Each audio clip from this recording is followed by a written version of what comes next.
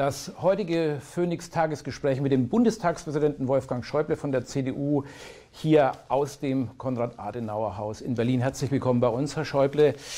Ist die CDU, ist Ihre Partei in der Krise?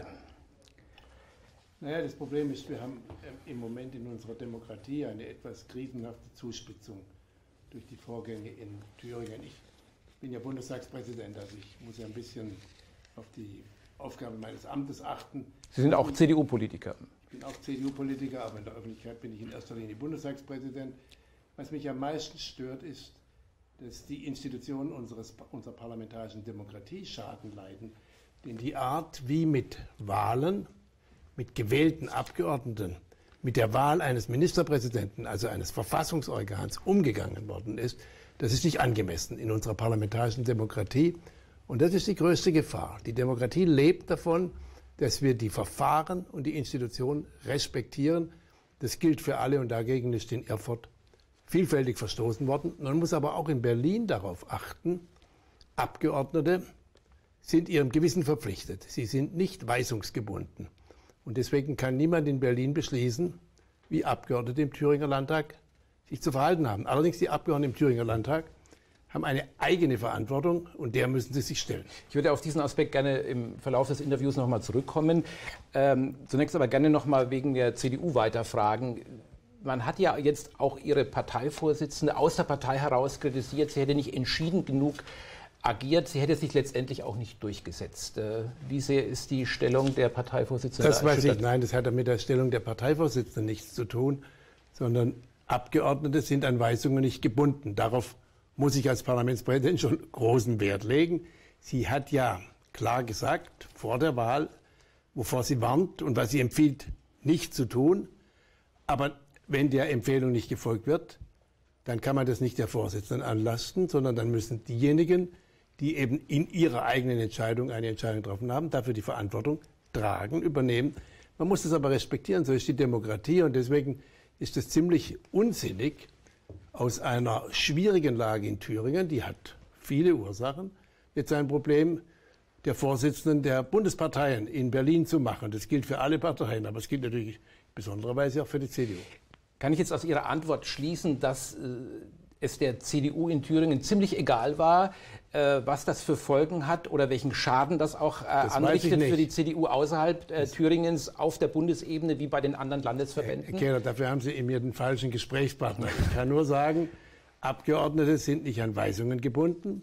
Sie tragen aber für ihre Entscheidungen die Verantwortung. Was in Thüringen gemacht worden ist, war vielfältig. Ein Spiel mit Tricks, mit Tricksereien, die in einer parlamentarischen Demokratie nicht angemessen sind. Das heißt, es ist nicht anständig, einen Kandidaten zu präsentieren und dann geschlossen den gar nicht in geheimer Wahl zu wählen. Dann hätte man den Kandidaten zurückziehen müssen. Und wenn andere das vorher gewusst haben, in Kauf genommen oder darauf spekuliert haben, dann haben sie auch gegen die Grundregeln der parlamentarischen Demokratie verstoßen. Das habe ich nicht zu beurteilen, ob das so war. Ich kann nur sagen, der Schaden ist eingetreten und es muss jetzt alles dafür getan werden, dass er nicht noch größer wird. Und das Schlimmste wäre, wenn die Institutionen unseres Verfassungsstaats nachhaltig beschädigt würden. Ich hoffe, dass ich mit meiner nächsten Frage jetzt den richtigen frage. Besteht die Gefahr, dass die CDU auseinanderdriftet, eher in einen, ich nenne es jetzt mal liberalen Flügel, der die Politik der Kanzlerin, der Parteivorsitzenden vertritt und einen wie auch immer, nationalkonservativen Flügel, der eine Kooperation mit der AfD auf Dauer nicht ausschließt. Solche Töne gibt es aus der CDU, sowohl aus Thüringen als auch aus Sachsen-Anhalt. Ja gut, ich meine, eine große Volkspartei zeichnet sich dadurch aus, dass es unterschiedliche Meinungen gibt.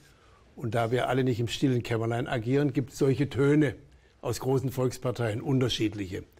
Aber die Partei, also wenn sie eine große Volkspartei sein will, und das ist sie seit der Gründung der Bundesrepublik Deutschland, dann muss sie natürlich auch verschiedene politische Strömungen integrieren auf einen gemeinsamen Kurs. Das war immer der Kurs der Mitte, die klare Abgrenzung gegenüber Extremen, ob links oder rechts, und zugleich die Aufforderungen an alle Parteien, mit Extremisten, die ihrerseits bis in die Gewaltszene hinein keine klare Unterscheidung schaffen, unter gar keinen Umständen gemeinsame Sache zu machen. Das ist der klare gemeinsame Kurs der Union.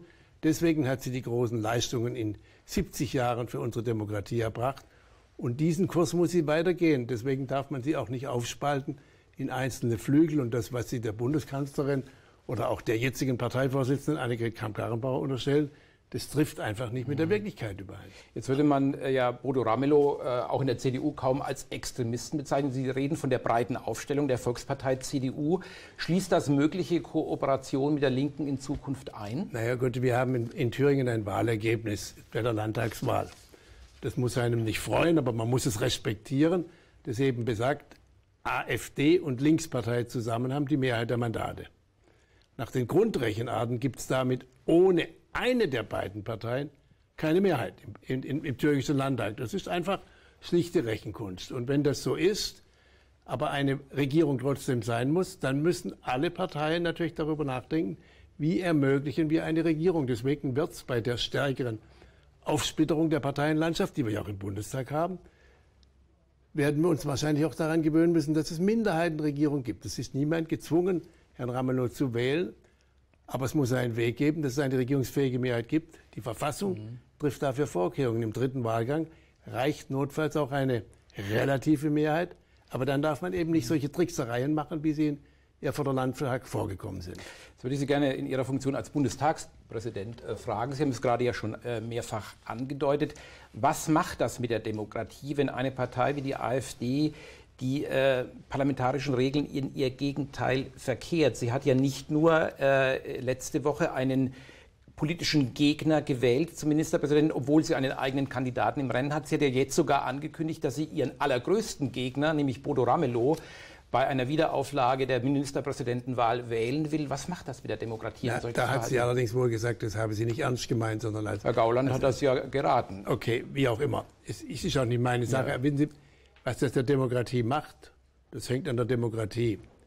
Die anderen Parteien müssen sich ja auf diese Spielereien oder Tricksereien nicht einlassen. Sie können das unterstellen, Sie haben jetzt die Erfahrung gemacht, da muss man sich darauf einstellen. Wir haben eine klare Mehrheit in allen Parlamenten in Deutschland für eindeutig demokratisch einwandfreie Kräfte. Die müssen in der Lage sein, eine Politik zu machen, die die Menschen überzeugt, die mehr Menschen auch davon überzeugt, bei Wahlen nicht aus Protestgründen irgendwas Unverantwortliches zu wählen. Und deswegen die Frage, die Demokratie ist so stark, wie die Demokraten die Demokratie machen. Dafür plädiere ich.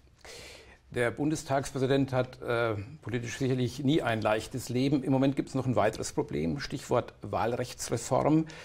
Sie wollen verhindern, dass nach der nächsten Bundestagswahl der Bundestag derartig aufgebläht ist, über 800 Abgeordnete, was ja auch ein großer Imageschaden für das Parlament sein kann. Wenn man sich die Äußerungen der letzten Tage und Wochen aus der Politik, aus den verschiedenen Parteien so ansieht, kann man sagen, Sie sind gescheitert mit diesem Ansinnen? Nein. Es geht ja auch nicht darum, ob der Bundestagspräsident scheitert oder nicht scheitert. Das ist ja keine persönliche Frage des Bundestagspräsidenten Wolfgang Schäuble, sondern es ist wiederum eine Frage des Ansehens unserer Verfassungsinstitution. Und wenn eben die Lage mit den Wahlergebnissen so ist und unser Wahlrecht so wie wir es heute haben, in seiner etwas komplizierten Ausgestaltung, dann müssen die verantwortlichen Politiker, also die Abgeordneten des Bundestages, die 709, einen Weg finden, das Problem zu lösen. Und es geht eben nicht dadurch, dass jeder seine eigene Position beschreibt und sagt, das andere ist alles falsch, sondern es geht nur dadurch, dass man einen Konsens findet, dem eine Mehrheit der Abgeordneten einen gemeinsamen Weg, das geht nur im Wege des Kompromisses, dafür habe ich Vorschläge gemacht. Und das ist die Verantwortung aller Abgeordneten, nicht die eigene Maximalposition zu vertreten, sondern dafür zu sorgen, dass das Parlament am Ende handlungsfähig ist. Und das muss jetzt passieren. Wir haben ja jetzt festgestellt, dass die CDU im Moment sehr unter Druck ist. Wird es für Sie da leichter, Ihre Partei von einer Wahlrechtsreform zu überzeugen? Denn die CDU ist ja Profiteur des bisherigen Wahlrechts durch die vielen Direktmandate, die die Partei erringt. Ja klar, das ist ja auch, ich selber bin übrigens der Abgeordnete, der am häufigsten direkt in seinem Wahlkreis gewählt worden ist. Und ich weiß um den Wert und ich weiß, wie wichtig es ist, dass man eine Bindung in seiner Heimat zu den Wählern hat. Und ich weiß, dass ich darum auch von meinen Mitbewerbern immer beneidet werde. Das ist doch völlig klar.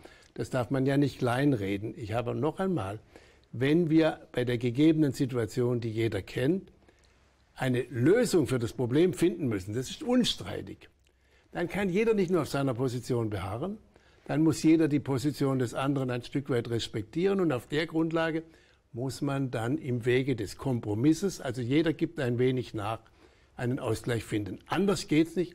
Aber das ist die Verantwortung jedes Abgeordneten. Wir sind unserem Gewissen verpflichtet, aber wir haben natürlich die Verantwortung, wir sind Vertreter des ganzen deutschen Volkes und dem müssen die Abgeordneten gerecht werden. Und darauf weist der Bundestagspräsident immer wieder hin. Wenn wir uns die jetzige innenpolitische Situation unseres Landes ansehen, ist es diesem Land da zuträglich, dass Angela Merkel und Wolfgang Schäuble in absehbarer Zeit die politische Bühne verlassen werden? Was ist die Frage damit zu tun hat, weiß ich auch nicht. Nein, ist es dem Land zuträglich, dass jemand wie Sie Stabilisatoren der Politik schauen Sie mal, ich bin im vergangenen September 77 Jahre alt geworden. Angela Merkel ist nun seit 2005 Bundeskanzlerin, eine außergewöhnlich erfolgreiche, weltweit angesehene, lange Regierungszeit. Und deswegen hat sie ja frühzeitig gesagt, sie wird nach der nächsten Bundestagswahl nicht wieder Bundeskanzlerin sein. Das ist doch völlig in Ordnung. Die meisten diskutieren ja auch nicht darüber, ob man das verlängern sollte, sondern manche sagen ja, was ich für falsch halte. Man sollte die Amtszeit begrenzen. Also dass Angela Merkel nach 4 Legislaturperioden jedes Recht hat zu sagen, genug ist genug, ich habe dem Lande gern gedient, aber alles hat seine Zeit, ist doch in Ordnung. Und wissen Sie, die Demokratie hängt nicht von Einzelnen ab. Soweit das Phoenix-Tagesgespräch mit dem Bundestagspräsidenten Wolfgang Schäuble. Herzlichen Dank, dass Sie da waren. Bitte gerne.